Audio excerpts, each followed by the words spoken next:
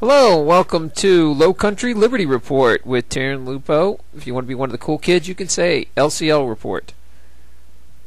On this segment, this is part one, we'll be discussing gun laws, gun history, and more specifically, Georgia gun laws. We'll even have an interview with Ray McBerry, who's running for governor. Surprisingly, even though Georgia is a southern state, it has some of the most restrictive legislation. Not really sure how that happened over the years, because most southern states are very pro-constitutional and understand the importance of gun rights. Originally, when our founding fathers wrote the Bill of Rights, the Second Amendment, it was very, very important that they established it was allowed for regular citizens to own guns. The reason is not what people really think of. These days we've gotten so far removed that we've just assumed that we're allowed to have guns to protect ourselves from bad guys and thugs trying to take our money or hurt our families. But the original intent was it was the last check against the government getting too powerful and out of control. Throughout history, before a government completely falls into dictatorship, one of the last steps is they take away the ability to own weapons or guns. And then the government can just run rampant all over the citizens. For some reason, we have picked ourselves apart over the years and years and years in Georgia and made it so hard to carry a gun openly and legally. There's so many gray areas and rules that it's so confusing. I finally had to go to somebody and ask them to explain it to me. And I got lucky enough to get a man who's a big gun activist, Ray McBerry, who's running for governor. So here is a portion of that interview. This is Taryn Lupo with Low Country Liberty Report, here with Ray McBerry.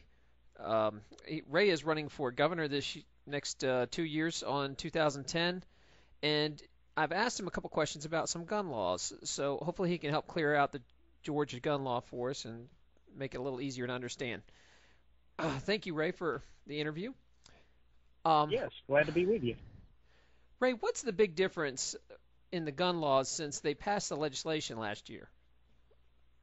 Well, last year's legislation was an attempt to try to clear up some of the different places that are acceptable or not acceptable to carry, at least if you have a concealed weapons permit. Two of the main areas that have been questionable or prohibited over the last few years are mass transit and restaurants. And most people who acknowledge the Second Amendment and have a concealed weapons permit generally have been prohibited from carrying into those places. But the new legislation spelled out specifically some areas where it is okay now to take your weapon if you have a concealed weapons permit, and that includes restaurants as long as they serve 50% more food, not alcohol, and also mass transit, because there are a lot of people that are in danger by riding on MARTA in downtown Atlanta and other types of mass transit.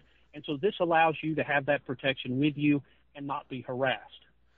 Thank you. What do you think some of the shortcomings are of the current law? Does it go far enough? Well, no, and the authors of that bill last year acknowledged that too. They got the most they could get last year, really.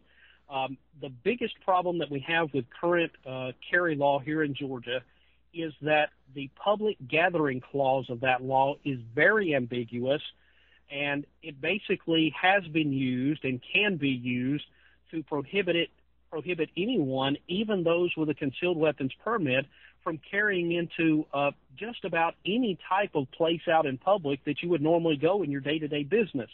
It has even been construed by some of the courts in Georgia as to include adjacent parking lots to different places that you might go. So for the average person who practices the Second Amendment and the right to keep and bear arms, and even goes to the extent of getting a concealed weapons permit, they are still in jeopardy of a misdemeanor and in some cases a felony by places that they would travel in their normal day-to-day business. And this is something that has to be changed, because Georgia, being as conservative as we are, still has some of the most liberal gun laws on the books, even worse than California. I had even asked a police officer the other day, I said, with the new law, what exactly is a group? And he described it as more than two people. And I said, so if I mean, what is that about? Two people? That's like if I have someone in my car, I'm now a group, or if I'm walking down the street.